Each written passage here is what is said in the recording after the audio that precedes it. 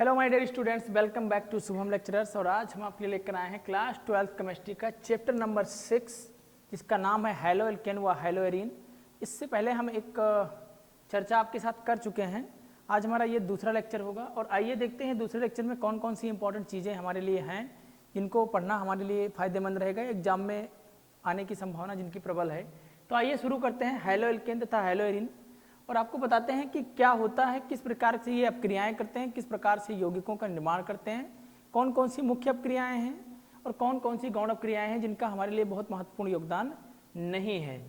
तो आइए शुरू करते हैं। सबसे पहले क्या है हैलो एल्केन की निर्माण की विधियां। इससे आगे की जो चीज़ें थी, हैलो एल्केन क्या होते हैं, किसे हैलो एल्केन कहा जाता है, किस प्रकार इनका वर्गीकरण किया गया, हाइड्रोजन परमाणुओं की संख्या के आधार पर, दूसरा वर्गीकरण कार्बन के आबंध के आधार पर किया गया, बेंजिलिक हैलाइड, एलिलिक हैलाइड, इन सभी चीज़ों का अध्ययन हम इससे पहले वाले वीडियो में कर चुके हैं। तो आज हम ये हमारा नेक्स्ट लेक्चर है और जिसमें हम पढ़ने वाले हैं हैलो एल्केन के निर्माण की विधियाँ। अगर आप निर्माण की विधियों की बात करें तो हैलो एल्केन के निर्माण की जो विधियाँ हैं उनमें से कुछ महत्वपूर्ण विधियों की अगर मैं बात करूँ तो उसमें सबसे पहला हमारा आता है एल्केन से। किससे? एल्केन से। अब साधारण सी बात में कल मैंने आपको जब आईपीएससी वाला थोड़ा हिंट दिया था या समझाया था तो उसमें मैंने आपको बताया था एल्केन क्या होता है। देखो सबसे पहली बात क्या है, एल्केन को समझने के लिए आपको एक चीज़ जानना पड़ेगा, इसका सामान्य सूत्र क्या है। सामान्य सूत्र क्या होता है एल्केन का, ये जानते हैं सबसे पहले। तो सामान्य सूत्र में मैंने आपको बताया था कि इसका जो सामान्य सूत्र है वो होता है CnH2n+2। और मैंने इसके अकॉर्डिंग आपको एक्सप्लेन किया था कि जितना नंबर ऑफ कार्बन होगा उसका दोगुना हाइड्रोजन होगा +2। जितना नंबर ऑफ कार्बन होगा उसका दोगुना हाइड्रोजन होगा +2।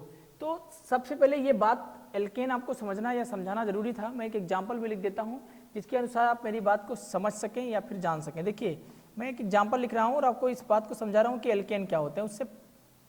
उसके बाद जो भी बातें होंगी उन्हें शुरू करूँगा मैं। अब देखो एल्केन के अकॉर्डिंग क्या इस फॉर्मूले पर एल्केन सही है। मैं देखूं नंबर ऑफ कार्बन कितने हैं 3, नंबर ऑफ कार्बन कितने हैं 3। अगर मैं हाइड्रोजन की बात करूं तो 3 का दोगुना +2 यानी 3 और 3 6।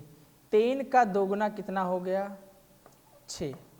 बात सही है। 3 ये कार्बन तो हाइड्रोजन की संख्या 2 हो गई, +2 3 और 3 6 और 2 8 यानी टोटल कितने हो गए 8। तो मेरे कहने का मतलब क्या है, एल्केन उन्हें कहेंगे जिनमें नंबर ऑफ कार्बन से हाइड्रोजन दोगुना होगा +2 करके। ऐसी कैटेगरी या फिर परमाणुओं की इस सीरीज को हम कहते हैं एल्केन। अब कल जब आईपीएससी मैंने आपको समझाया था तो एक और चीज़ बताई थी। ये सारी चीज़ें मैं आपको इसलिए बता रहा हूँ ताकि आप मेरे साथ जुड़ सकें, आप तक मेरी जो बात है, मैं जो कहना चाहता हूँ, मैं जो समझाना चाहता हूँ वो आप तक पहुँच सके। इसके लिए एक शब्द का उपयोग करते थे जिसका नाम था एन। और n मैं उस श्रृंखला के लिए उपयोग करता हूं जो नॉर्मल चेन होती है, स्ट्रेट लाइन होती है। नॉर्मल चेन यानी कि स्ट्रेट लाइन जिसमें शाखाएं नहीं निकली होती, उसके लिए n शब्द का इस्तेमाल किया जाता है। तो जनरल सी भाषा में मैंने आपको बता दिया एल्केन। अब बढ़ते हैं कैसे हैलो एल्केन का निर्माण करूंगा मैं एल्केन से। सबसे पहले देखते हैं किस तरीके से निर्माण होता है हाइलोजनीकरण द्वारा। हाइलोजनीकरण, देखो हाइलोजनेशन क्या होता है, हाइलोजन का जुड़ना हाइलोजनीकरण कहलाता है। हाइलोजन का जुड़ना हाइलोजनीकरण कहलाता है। और चूंकि हाइलोजन क्या होते हैं, हाइलोजन को हम X से रिप्रेजेंट करते हैं, जिसमें आपकी कौन कौन सी चीज़ें आती हैं। सबसे पहला आपका क्लोरीन आता है, दूसरा आपका फ्लोरीन आता है, तीसरा आपका ब्रोमीन आता है और चौथा आपका क्या आता है आयोडीन। यानी क्लोरीन, फ्लोरीन, ब्रोमीन और आयोडीन, इन 4 तत्वों को वर्ग 17 के तत्व हैं, इन्हें कहा जाता है हाइलोजन। क्या कहा जाता है इन्हें? हाइलोजन। अब देखते हैं हाइलोजनीकरण की प्रक्रिया होती क्या है। प्रकाश अथवा उत्प्रेरक की उपस्थिति में क्लोरीन अथवा ब्रोमीन, डाइक्लोरीन, डाइब्रोमीन भी बोल सकता हूं मैं, क्योंकि क्लोरीन के मॉलिक्यूल की संख्या यहाँ पर 2 है और ब्रोमीन के मॉलिक्यूल की भी संख्या यहाँ पर 2 है। एल्केनों से क्रिया करके एल्किल हैलाइड का मिश्रण बनाते हैं। एल्केन से क्रिया करके किसका मिश्रण बनाएंगे? Alkyl halide. अब इस बात को समझिए जरा, मैं एक एग्जाम्पल देता हूँ जिसके थ्रू तक मेरी बात आप तक पहुँच सकेगी। ठीक है, सबसे पहला मैं एक हाइड्रोकार्बन लेता हूं जिसको मैं CH4 बोलता हूं। इसको मैं मेथेन, नाम क्या है इसका? मेथेन। चूंकि ये भी एक हाइड्रोकार्बन ही है क्योंकि दो ही चीज़ें हैं इसमें, एक हाइड्रोजन और दूसरा कार्बन, और सभी हाइड्रोकार्बन्स एल्कीन और एल्काइन में विभाजित हैं। क्यों? क्योंकि अभी मैंने आपको बताया कि CnH2n+2 वाले फार्मूले को जो फॉलो करेंगे वो एल्केन कहलाएंगे। तो अभी मैं मेथेन को रिएक्शन कराने वाला हूं किसके साथ? आपका क्लोरीन के साथ। ये जो अभिकर्मक लिया गया इसकी उपस्थिति में क्रिया कराऊंगा। अब यहां से निकलेगा क्या? यहां से निकलेगा हाइड्रोक्लोरिक एसिड। इसके पास 4 हाइड्रोजन थे, 2 क्लोरीन के मॉलिक्यूल थे, तो एक क्लोरीन का जो मॉलिक्यूल है कार्बन से बंध बनाकर जुड़ जाएगा, और जो दूसरा हाइड्रोजन का मॉलिक्यूल यहां से निकला वो इस क्लोरीन को लेकर और बनाएगा HCl तथा बाहर निकल जाएगा। यहां मैंने माइनस लगाया, इसका मतलब क्या है कि वो चीज इस रिएक्शन होने के बाद, ये रिएक्शन होने के बाद हाइड्रोक्लोरिक अम्ल कहाँ निकल रहा है? बाहर। अब जो पहला हमारा एथिल क्लोराइड बचा, फिर से इसको मैं रिएक्शन कराता हूं। ध्यान से, यही एथिल क्लोराइड है और इस एथिल क्लोराइड को फिर से मैं रिएक्शन कराऊंगा क्लोरीन से, फिर से हमारा HCl निकल जाएगा। ठीक, अब हमारा क्या बन जाएगा? ये बन जाएगा CH2, ओपन स्ट्रक्चर बनाता हूं, ये क्लोरीन और दूसरा ये क्लोरीन, और इसके पास हाइड्रोजन कितने बच गए? 2। ठीक, प्लस में हमारा क्या निकला है? HCl। अब ये जो बना इसको पुनः मैं रिएक्शन करा देता हूं। ये आपका फर्स्ट स्टेप है, ये आपका सेकेंड स्टेप है, और ये आपका थर्ड स्टेप होगा। ठीक है, थर्ड स्टेप में क्या करूंगा? फिर से जो हमारा बना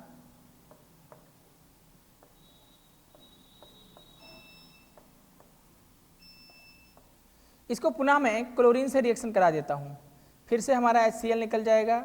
अब यहां पर हाइड्रोजन की संख्या 2 है, तो एक क्लोरीन जुड़ेगा, तो टोटल मैं ये कह सकता हूं कि क्लोरीन के मॉलिक्यूल की संख्या आप कितनी हो गई?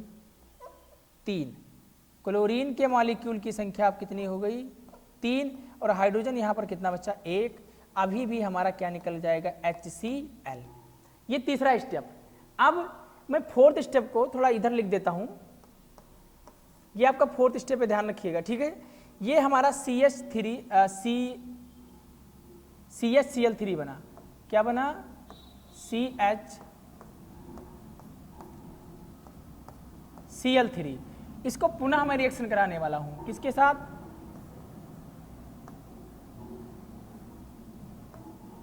क्लोरीन के साथ रिएक्शन कराऊंगा, और फिर से हमारा क्या निकल जाएगा? Hydrochloric acid. अभी भी इसके पास एक हाइड्रोजन है, और ये एक हाइड्रोजन इस क्लोरीन के साथ मिलेगा और क्या बना लेगा?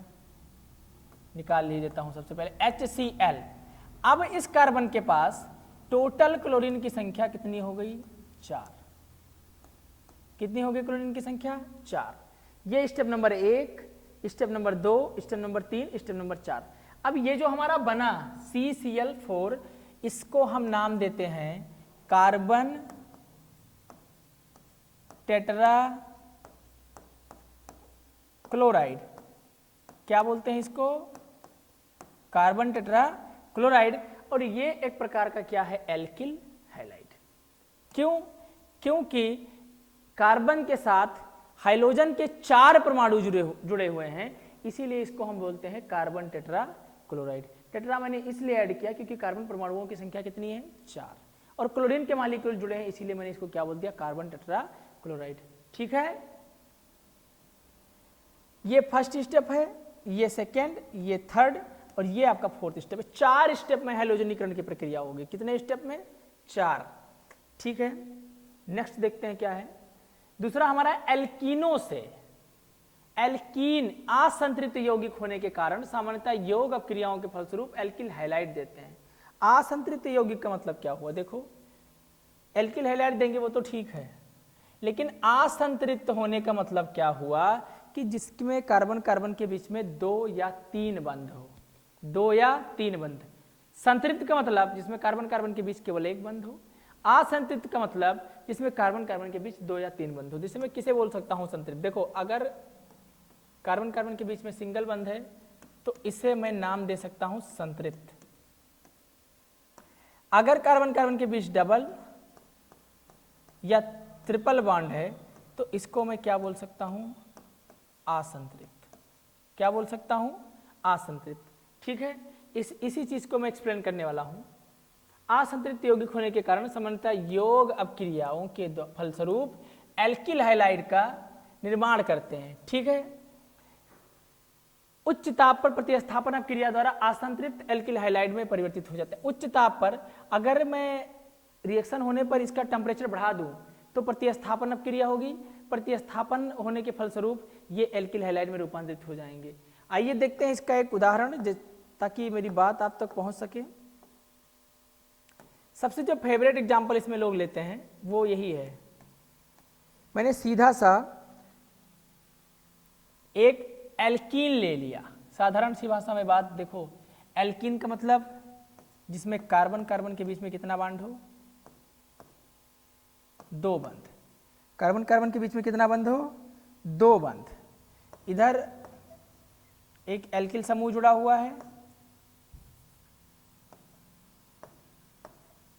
इधर भी आपका एल्किल समूह जुड़ा हुआ है। ठीक है, आर मैंने ऑलरेडी आपको बता रखा था कि आर का मतलब होता है एल्किल समूह। कौन सा समूह? आर का मतलब होता है एल्किल समूह, और एल्किल समूह में आपका meth, eth, prop, but, pent, hex, hept, oct सारे इसी के अंतर्गत समाहित हैं। ठीक है, अब मैं इसको रिएक्शन कराने वाला हूं हाइड्रोजन हैलाइड से। किसके साथ रिएक्शन कराऊंगा? हाइड्रोजन हैलाइड के साथ। ठीक, अब रिएक्शन होने के बाद क्या बनेगा प्रोडक्ट हमारा? देखो, ये एल्किल ग्रुप इस हाइड्रोजन के साथ जुड़ेगा और क्या बना लेगा? Alkyl hydride. क्या बना लेगा? Alkyl hydride. और दूसरा जो हाइड्रोजन का मॉलिक्यूल है वो आकर इसके साथ जुड़ जाएगा। किस प्रकार से? और इसके बीच का जो बॉन्ड था वो क्या होगा? टूट जाएगा। एक पॉसिबिलिटी तो ये होती है। दूसरी पॉसिबिलिटी इस रिएक्शन में क्या होती है कि जो आपका हाइड्रोजन हैलाइड है इसके बीच का जो बंध है वो टूट जाएगा, यानी ये बॉन्ड क्या होगा? टूट जाएगा, और एक हाइड्रोजन आपका कार्बन इस कार्बन को मिल जाएगा, ये हाइड्रोजन इसके विरुद्ध यानी विपरीत वाले कार्बन पर यानी कि दूसरे कार्बन पर जुड़ जाएगा। किस प्रकार प्रोडक्ट का निर्माण होता है जरा ध्यान से देखिएगा। हाइड्रोजन हाइड्रोजन, ये आपका एल्किल ग्रुप लगा था, यहां भी एल्किल ग्रुप लगा था, यहां आपका हाइड्रोजन आ गया। क्या आ गया आपका? हाइड्रोजन, और यहां पर आपका क्या आ गया? हाइड्रोजन।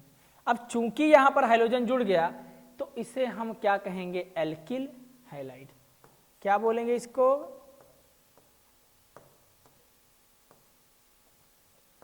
Alkyl halide. इसका निर्माण मैंने किससे किया? एल्कीन से। क्यों? क्योंकि जब कार्बन कार्बन के बीच में 2 बॉन्ड होता है तो उसे एल्कीन बोला जाता है। जब कार्बन कार्बन के बीच में 3 बंध होता है तो उसे एल्काइन बोला जाता है, और जब कार्बन कार्बन के बीच एकल बंध होता है तो उसे एल्केन बोला जाता है। चूंकि ये क्या बन गया हमारा? Alkyl halide. ये क्या है? Hydrogen halide. इसको बोलते हैं हाइड्रोजन हैलाइड। ठीक, आगे देखूं क्या है। एल्कीनों पर हाइड्रोजन हैलाइड के योग द्वारा, एल्कीनों पर हाइड्रोजन हैलाइड के योग द्वारा, अभी जो मैंने करके आपको दिखाया तुरंत वही रिएक्शन है। एक बार पुनः इसको समझाऊं। मैंने आपको क्या बताया कि कार्बन कार्बन के बीच में अगर 2 बंध होगा यानी डबल बॉन्ड होगा तो उससे आप क्या बोलेंगे? एल्कीन। रिएक्शन इसका किससे करा दूं? हाइड्रोजन हैलाइड से। ये हमारा एल्कीन है, इसका रिएक्शन हाइड्रोजन हैलाइड से करा दिया। ठीक, अब क्या होगा कि ये हाइड्रोजन वाला जो अणु है वो इस कार्बन से आकर जुड़ जाएगा, और जो हाइड्रोजन वाला अणु है वो इस कार्बन से आकर जुड़ जाएगा, और कार्बन कार्बन के बीच जो द्वि आबंध है वो सिंगल आबंध में परिवर्तित हो जाएगा। किस प्रकार से? जरा ध्यान से देखिएगा। यहां पर हाइड्रोजन लगा हुआ था, मैंने हाइड्रोजन लगा दिया, यहां पर हमारा X आ गया और यहां पर हमारा H आ गया। एक चीज यहां पर लिखी हुई है, मार्कोनी काफ नियम के अनुसार होती है। मार्कोनी काफ नियम के अनुसार यह क्रिया होगी तो जिस कार्बन पर हाइड्रोजन की कमी होगी उस कार्बन पर हमारा हाइड्रोजन जुड़ेगा, और उसके जस्ट बगल वाले कार्बन पर हमारा क्या जुड़ेगा? हाइड्रोजन। ये मार्कोनी काफ ने बताया था, मार्कोनी काफ ने नियम दिया था। असम्मित एल्कीन, देखो असमित एल्कीन क्या होती है? कल मैंने आपको समझाया था असमित कार्बन क्या होते हैं। असमित कार्बन का मतलब हुआ कि जिस एक ही कार्बन से जुड़े हुए 4 भिन्न प्रकार के ग्रुप या 4 भिन्न प्रकार के अणु या परमाणु, जैसे मैं एक असमित कार्बन, कल मैंने बता रखा है फिर भी आज बता रहा हूं, हाइड्रोजन लगा हुआ एल्किल ग्रुप, क्लोरीन लगा और इधर लग गया आपका एथिल ग्रुप। अब इस कार्बन को मैं असमित कार्बन बोल सकता हूं। क्यों बोल सकता हूं? क्योंकि यहां पर लगे हुए चारों ग्रुप डिफरेंट हैं। यहां पर लगे हुए चारों ग्रुप क्या है? डिफरेंट, जिसके कारण मैं इसे असमित कार्बन बोल सकता हूं। रही बात मार्कोनी काप की, तो मार्कोनी काप के अनुसार क्या हुआ कि जिस कार्बन पर हाइड्रोजन की कमी होगी उसे हाइड्रोजन वहां जुड़ेगा और उसके विपरीत कार्बन पर क्या जुड़ जाएगा? आपका हाइड्रोजन, और जुड़ने के बाद किसका निर्माण कर देगा? हाइड्रोजन हाइलाइड का या फिर एल्किल हाइलाइड का। नेक्स्ट क्या है हमारा? एल्कोहल से कैसे बनाएंगे? एल्कोहल से एल्किल हैलाइड का निर्माण सर्वाधिक सुविधाजनक व सरल होता है, अतः इस विधि का प्रयोग व्यापक रूप से किया जाता है। विस्तृत स्तर पर एल्किल हैलाइड का जो निर्माण है वो एल्कोहल से ही किया जाता है। किस प्रकार करेंगे एल्कोहल से? जरा ध्यान से देखिएगा। सबसे पहले मैं एक फर्स्ट डिग्री का एल्कोहल लेता हूं। किस डिग्री का एल्कोहल लिया मैंने? फर्स्ट डिग्री का।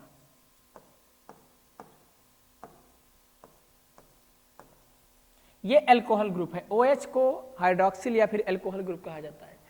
फर्स्ट डिग्री मैंने इसको क्यों कहा? क्योंकि जिस कार्बन से, मैं इसको ओपन करके बनाऊं थोड़ा सा,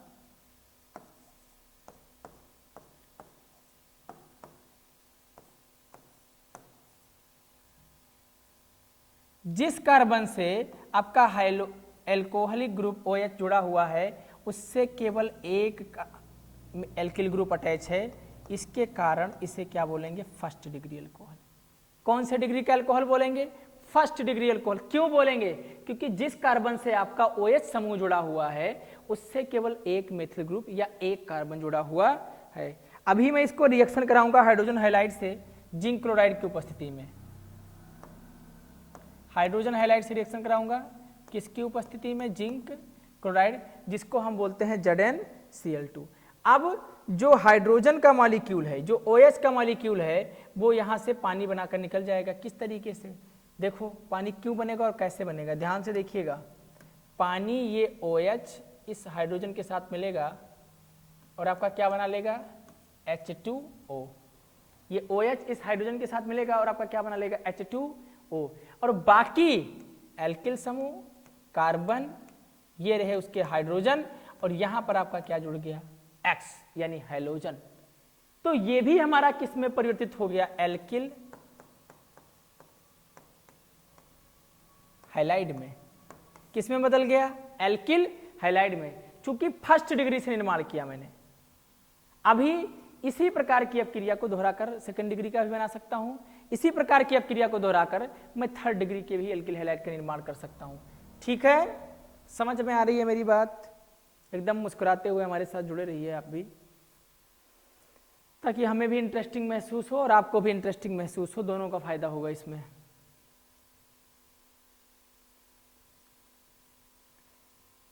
हैलोजन अम्लों की अपक्रिया के द्वारा, हैलोजन अम्ल, देखो एल्कोहल की क्रिया निर्जल जिंक क्लोराइड की उपस्थिति में हाइड्रोजन हैलाइड से कराने पर प्रतिस्थापन द्वारा एल्किल हैलाइड का निर्माण होता है। अभी जस्ट मैंने आपको करा के दिखाया तुरंत। इसके पहले वाला जो रिएक्शन था वो सेम एज क्या वही रिएक्शन है। अगर आपकी इच्छा हो तो पुनः उसी को रिवाइज करूं, लेकिन मुझे नहीं लगता कि पुनः उसको रिवाइज करना सही रहेगा। हाइलाइड विनिमय विधि द्वारा, देखो अब ये थोड़ा इंटरेस्टिंग है, और हाइलोजन विनिमय की जो विधि है वो आपके परीक्षा में पूछी जाती है कि हाइलोजन विनिमय के द्वारा एल्किल हैलाइड के निर्माण का रासायनिक समीकरण दीजिए। हाइलोजन विनिमय द्वारा एल्किल हैलाइड के निर्माण का रासायनिक समीकरण दीजिए। देखिए किस प्रकार एल्किल आयोडाइड के निर्माण हेतु यह क्रिया सर्वाधिक उपयोगी। एल्किल आयोडाइड मतलब उसमें आपका आयोडीन जुड़ेगा। अरे एक्स का मतलब क्लोरीन, फ्लोरीन, ब्रोमीन और आयोडीन, और जिसमें आयोडीन को पर्सनली इसने इंडिकेट किया। ये नहीं कह रहा एक्स, हाइलोजन नहीं बोला, इसने आयोडाइड बोला। क्लोराइड बोलता तो क्लोरीन, फ्लोराइड बोलता तो फ्लोरीन, ब्रोमाइड बोलता तो ब्रोमीन, और आयोडाइड बोला तो आयोडीन होगा। एसीटोन की उपस्थिति में क्लोरो अथवा ब्रोमो एल्कोनो को सोडियम आयोडाइड के साथ क्रिया कराने पर आयोडो एल्केन प्राप्त होता है। क्या प्राप्त होता है? Iodoalkane. ठीक है, हाइलाइट विनिमय विधि द्वारा।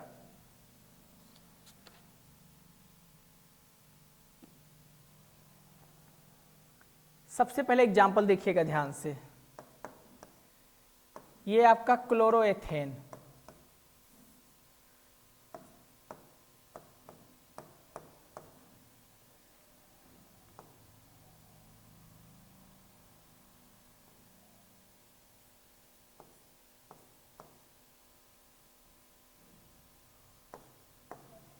बाकी सभी जगह मैं हाइड्रोजन लगाऊंगा और आपको यह भी बताऊंगा कि इसका नाम मैंने क्लोरोएथेन क्यों बोला। देखो, कार्बन नंबर 1 पे क्लोरीन लगा है, नंबरिंग इधर से करेंगे तो कार्बन नंबर 1 क्लोरीन होने के कारण मैं लिखूंगा क्लोरो। 1 को इंडिकेट करने की कोई आवश्यकता नहीं है।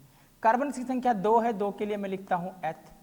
कार्बन कार्बन के बीच में सिंगल बॉन्ड है इसलिए लिखूंगा एन, तो इसका नाम हो गया क्लोरोएथेन।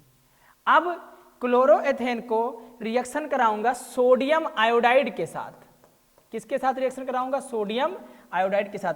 यहां जो सबसे इंपॉर्टेंट समझने वाली बात है उस पर बहुत ही कंसंट्रेटली एग्जाम के लिए काफी इंपॉर्टेंट टाइप है, मैं ऑलरेडी बोल चुका हूं, काफी इंपॉर्टेंट है और अभी भी बता रहा हूं। विनिमय का मतलब होता है बदलना, एक्सचेंज करना। ये आयोडीन भी तो हाइलाइट के अंतर्गत आएगा। मैं एक्स लिखूं तो क्या एक्स में क्लोरीन, फ्लोरीन, ब्रोमीन और आयोडीन सारी चीजें आएंगी ना। आयोडीन भी एक हैलाइड है, क्लोरीन भी एक हैलाइड है, लेकिन होगा क्या? ये यहां चला जाएगा और ये यहां आ जाएगा। मैंने बताया विनिमय, बदलना, एक्सचेंज करना, सिर्फ हैलोजन का एक्सचेंज होगा। इसी के लिए इस अपक्रिया का नाम पड़ा हाइलाइड विनिमय। अब देखो बनेगा क्या, ये आपका बनेगा CH3CH2I यानी एथिल आयोडाइड। लिखा हुआ है एल्किल आयोडाइड, साफ साफ लिखा हुआ है एल्किल आयोडाइड। चाहे आप इसे एल्किल आयोडाइड बोलें और चाहे आप बोलें एथिल आयोडाइड। दूसरा आपका बन जाएगा सोडियम क्लोराइड। जैसे ही क्लोरीन यहां जाएगा नमक बना लेगा, साल्ट है ये, यानी आप इसको क्या बोल सकते हैं? नमक। और ये आपका एथिल आयोडाइड बन गया। ठीक, तो ये अपक्रिया आपके एग्जाम की दृष्टि से काफी महत्वपूर्ण है, इसलिए ध्यानपूर्वक देखिएगा, सुनिएगा और समझिएगा। फिर है एल्किल फ्लोराइड को संगत क्लोराइड पर अकार्बनिक फ्लोराइड जैसे मर्क्यूरिक फ्लोराइड, इसको बोलते हैं मर्क्यूरिक फ्लोराइड, एंटीमनी ट्राइफ्लोराइड की क्रिया द्वारा प्राप्त किया जाता है। यह स्वार्ट अपक्रिया, यहां पर स्वार्ट होना चाहिए यार, स्वार्ट अपक्रिया होनी चाहिए। एग्जाम के लिए काफी महत्वपूर्ण है ये भी अपक्रिया, स्वार्टस अपक्रिया। ठीक है, स्वार्ट अपक्रिया होनी चाहिए इसका नाम। फिर है कार्बोक्सिलिक अम्ल के सिल्वर लवण द्वारा। ध्यान से देखो, कार्बोक्सिलिक अम्ल के सिल्वर लवण द्वारा। कार्बोक्सिलिक अम्ल के सिल्वर लवण का पहले मैं फॉर्मूला लिखूं। ठीक, इसका फॉर्मूला होता है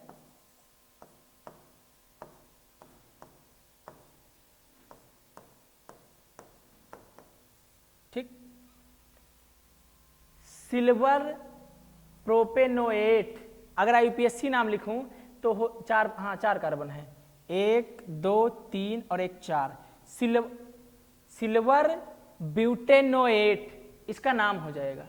ठीक है, ये कार्बोक्सिलिक अम्ल का सिल्वर लवण है क्योंकि यहां पर चांदी जुड़ी हुई है। ठीक है, तो वसा अम्लों के सिल्वर लवण ब्रोमीन तथा कार्बन टेट्राक्लोराइड से क्रिया कराने पर ब्रोमो एल्केन देते हैं। यह बोरोडीन हुंसडीकर अपक्रिया कहलाती है, BHR शॉर्ट टर्म में इसको बोलते हैं BHR, बोरोडीन हुंसडीकर अपक्रिया। ये भी एग्जाम में पूछी जाने वाली अपक्रिया है, जो 10 या 5 नंबर के लास्ट में ऑर्गेनिक के क्वेश्चंस होते हैं, क्या होता है जब, कैसे प्राप्त करेंगे, उसमें मोस्टली चीजें इन्हीं अपक्रियाओं से पूछी जाती हैं। क्या होती है बोरोडीन हुंसडीकर अपक्रिया? जब आप कार्बोक्सिलिक अम्ल के सिल्वर लवण को ब्रोमीन के साथ, किसके साथ? ब्रोमीन के साथ किसकी उपस्थिति में? कार्बन टेट्राक्लोराइड यानी CCl4। और दूसरी चीज भी आप लेते हैं आसवन करने पर, यहां पर लिखा हुआ है, आसवन आसवन लिखने की कोई जरूरत नहीं, बस समझिए ये आपका कार्बोक्सिलिक अम्ल का सिल्वर लवण है और ये आपका है ब्रोमीन। जब आप अपक्रिया कराएंगे तो बनेगा क्या, ध्यान से देखिएगा एकदम क्या बनाने वाला हूं मैं। ब्रोमीन के 2 मॉलिक्यूल्स हैं, इनको इस तरीके से ब्रेक कर दूं, ठीक। एक ब्रोमीन यहां जुड़ जाएगा और दूसरा ब्रोमीन इस सिल्वर के साथ मिलेगा और क्या बना लेगा? Silver bromide. कैसे? देखो,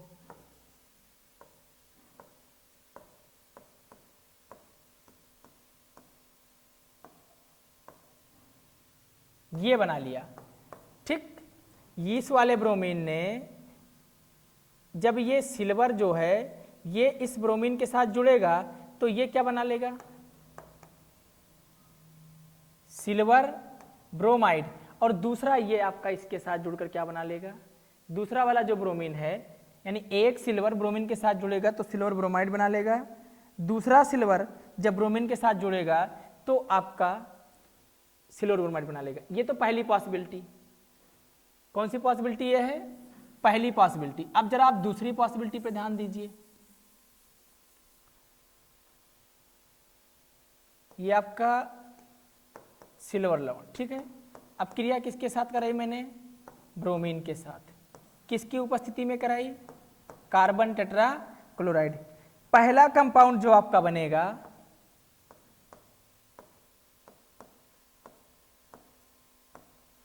देखो, ब्रोमोप्रोपेन या फिर प्रोपिल ब्रोमाइड। सामान्य नाम प्रोपिल ब्रोमाइड और आईपीएससी नाम ब्रोमोप्रोपेन।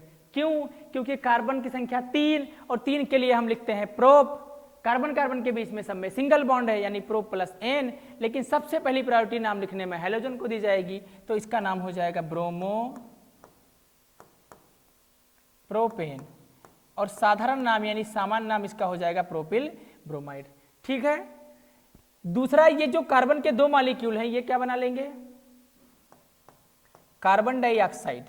क्या बना लेंगे? कार्बन के दोनों मॉलिक्यूल कार्बन डाइऑक्साइड। और यहां पर एक ब्रोमीन बच गया और ये सिल्वर, जो यहां पर बचा हुआ एक ब्रोमीन है ये इस सिल्वर के साथ मिलेगी और दोनों मिलकर क्या बना लेंगे? आपके सिल्वर ब्रोमाइड। क्या बना लेंगे? Silver bromide. अब बताओ, क्या इस अभिक्रिया से मैंने एल्किल हैलाइड का निर्माण नहीं किया? आप कहोगे सर बिल्कुल किया। क्यों? क्योंकि ब्रोमीन तो जुड़ा है एल्किल ग्रुप के साथ।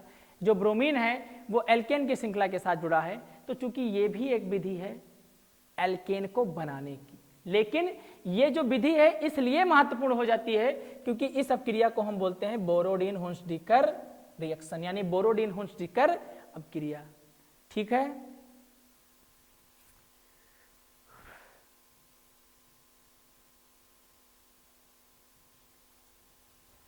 हाइलोएल्केन के भौतिक गुण देखो। भौतिक गुण, रासायनिक गुण। भौतिक जिसे देखकर बता दें, रासायनिक जिसे टेस्ट करके बताएं, यही अंतर है भौतिक और रासायनिक गुण में। सबसे पहले भौतिक गुण की अगर मैं बात करूं, मेथिल क्लोराइड, मेथिल ब्रोमाइड और ये एथिल क्लोराइड कमरे के ताप पर गैस है। किस अवस्था में है? यानी भौतिक अवस्था क्या है इनकी? गैस।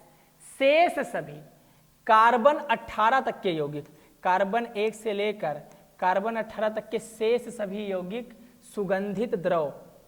कैसे द्रव हैं? द्रव भी हैं लेकिन सुगंधित द्रव हैं, जबकि उच्च सदस्य रंगहीन व गंधहीन ठोस है। और उच्च सदस्यों की अगर आप बात करें इस श्रेणी के, तो वो रंगहीन तथा गंधहीन है और किस अवस्था में है? ठोस अवस्था में।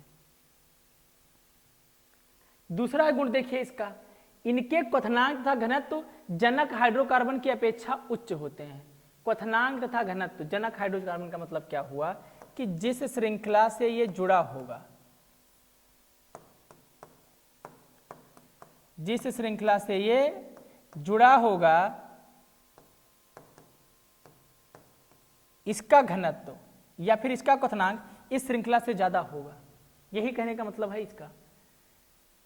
इसका कारण है कि ये जनक हाइड्रोकार्बन की अपेक्षा उच्च ध्रुवीय तथा आणविक द्रव्यमान वाले होते हैं, जिस कारण इसमें प्रबल अंतरा आणविक आकर्षण बल, वांडरवाल बल, द्विध्रुव आकर्षण, वांडरवाल और द्विध्रुव अभी आपको समझाऊंगा, उपस्थित होता है। विभिन्न एल्कोहल हाइलोएल्केनों के क्वथनांकों में एक नियमित क्रमबद्धता होती है। समान एल्किल हैलाइड समूह के लिए हैलोजन का अणुभार बढ़ने पर क्वथनांक बढ़ता है। अणुभार बढ़ेगा तो क्वथनांक बढ़ेगा। सबसे ज्यादा होता है आयोडीन का अणुभार, उससे कम ब्रोमीन, उससे कम क्लोरीन, और उससे कम मैं एक और जोड़ दूं इसमें तो फ्लोरीन। ये सीक्वेंस एग्जाम के लिए महत्वपूर्ण है। फ्लोरीन, क्लोरीन, ब्रोमीन और आयोडीन सबसे कम। जैसे जैसे अणुभार बढ़ेगा क्वथनांक भी बढ़ता चला जाएगा। ठीक है, अब बात आती है यहां पर ध्रुवता क्या होती है, ध्रुवीय क्यों होते हैं, पोलर। देखो ये एक कार्बन और इससे मैंने ब्रोमीन जोड़ दिया या फ्लोरीन जोड़ूं, हाईली इलेक्ट्रोनेगेटिव, हाईली इलेक्ट्रोपॉजिटिव। ठीक, अपना इलेक्ट्रॉन जो है ये कार्बन इसको देगा और जब इलेक्ट्रॉन शेयर करेगा तो ये हाईली इलेक्ट्रोनेगेटिव और ये हाईली इलेक्ट्रोपॉजिटिव। तो ये कोशिश करेगा फ्लोरीन के कार्बन की तरफ से सारे इलेक्ट्रॉन अपनी तरफ खींच लूं, जिसके कारण यहां ये पोलर हो जाएंगे, यानी ध्रुवता उत्पन्न हो जाएगी, जिसको हमने यहां पर क्या लिखा है, उच्च ध्रुवीय या फिर उच्च ध्रुवता। अब दूसरी बात आती है वान डर वाल बल या द्विध्रुव बल, द्विध्रुव आकर्षण। द्विध्रुव आकर्षण का मतलब क्या है, एक पोल तो ये क्रिएट हो गया जिसको हमने बोल दिया निगेटिव, और एक पोल आपका ये क्रिएट होगा जिसको मैंने बोल दिया पॉजिटिव। ये ठीक उसी तरीके से है जैसे प्लस क्यू और माइनस क्यू, दो पोल, ये और ये किस फोर्स के द्वारा जुड़े रहते हैं, आप कहोगे सर वान डर वाल फोर्स या फिर द्विध्रुव फोर्स के द्वारा। ठीक है, और वान डर वाल फोर्स क्या है, ये दो विपरीत आवेश वाले आयनों के बीच लगता है। जैसे सोडियम क्लोराइड में सोडियम का पॉजिटिव चार्ज और क्लोरीन का नेगेटिव चार्ज, उनको आपस में जोड़ने के लिए कोई ना कोई फोर्स जरूर चाहिए। दूसरी पॉसिबिलिटीज क्या है, आप ये भी कह सकते हैं कि सर उन्होंने इलेक्ट्रॉन शेयर किया और बॉन्ड बनाए, लेकिन भैया बॉन्ड बना तो इलेक्ट्रॉन शेयर किया, लेकिन अट्रैक्शन हुआ तभी तो मॉलिक्यूल आपस में जुड़े। ठीक है, ये क्या है, इनके क्वथनांक के बढ़ने का क्रम, ये सीरीज आप देख रहे होंगे। सबसे ज्यादा परमाणु भार है आयोडीन का, उससे कम है ब्रोमीन का, उससे कम क्लोरीन का, और सबसे कम किसका है, फ्लोरीन का। तो ये सीक्वेंस है या सीरीज है। ठीक है, अब मैं दूसरा देखूं, समान हैलोजन के लिए एल्किल समूह का अणुभार बढ़ने पर, समान हैलोजन के लिए एल्किल समूह का अणुभार बढ़ने पर एल्किल हैलाइड का क्वथनांक बढ़ता है। अगर एल्किल समूह का अणुभार बढ़ेगा तो एल्किल हैलाइड का क्वथनांक भी क्या होगा, बढ़ेगा। देखो ये दो कार्बन के मॉलिक्यूल हैं और ये कार्बन के एक मॉलिक्यूल। अब दो कार्बन के मॉलिक्यूल और 5 हाइड्रोजन के मॉलिक्यूल, यहां पर दो कार्बन, कार्बन 2 और हाइड्रोजन 5, यहां पर कार्बन 1 और हाइड्रोजन 3। अब कहीं ना कहीं इसकी संख्या ज्यादा है तो इसका अणुभार ज्यादा होगा, और यदि अणुभार ज्यादा होगा तो क्वथनांक भी क्या होगा, ज्यादा होगा। तुलना कर सकते हैं आप किसी के बीच, जैसे मैं और एक एग्जांपल दे सकता हूं, ये दूसरा, ये तीसरा, ये। अब इसमें 3 कार्बन, इसमें 2 कार्बन, इसमें 1 कार्बन, इसका अणुभार सबसे ज्यादा, उससे कम इसका, उससे कम इसका, और जैसे जैसे अणुभार बढ़ेगा एल्किल हैलाइड का क्वथनांक भी क्या होगा, बढ़ता चला जाएगा। यही इस बात को प्रूव करना है, यहाँ पर समझाकर, बताकर या सुनाकर। आपको किसी भी तरीके से सिर्फ ये बताना है कि अगर एल्किल जो हैलोजन है या एल्किल समूह है उसका अणुभार अगर बढ़ता चला जाएगा तो धीरे धीरे जो क्वथनांक है वो भी क्या होगा, बढ़ता चला जाएगा। फोर्थ पॉइंट हमारा क्या कहता है, समावेवी एल्किल हैलाइड में श्रृंखला वृद्धि के साथ क्वथनांक घटता है। समावेवी का मतलब कल ही मैंने आपको समझाया था, समावेवी का मतलब जिनकी संरचनाएं डिफरेंट हो पर अणुसूत्र समान हो, अणुभार समान हो, मॉलिक्यूलर संरचना समान हो, उनको समावेवी, और उस स्थिति को या फिर उस घटना को समावेता कहते हैं। ये कह रहा है कि श्रृंखला बढ़ेगा तो क्वथनांक घटेगा, क्योंकि श्रृंखला पर पृष्ठ क्षेत्रफल कम होने लगता है। पृष्ठ क्षेत्रफल, पृष्ठ क्षेत्रफल क्या है, ये इसके ऊपर का ये जो क्षेत्रफल होगा ये क्या कहलाएगा, आपका पृष्ठ क्षेत्रफल कम होने लगता है, जिसके कारण वान डर वाल बल कम लगेगा, और वान डर वाल बल कम होगा तो क्वथनांक भी क्या होगा, घट जाएगा। मैं समझाऊं किस तरीके से श्रृंखला बढ़ने पर क्वथनांक में वृद्धि होती है। देखो ये आयोडीन,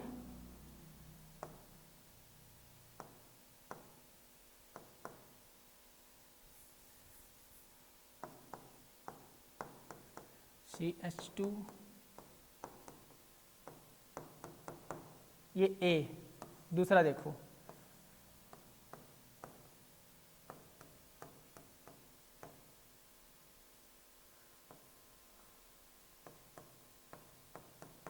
ये B, तीसरा देखो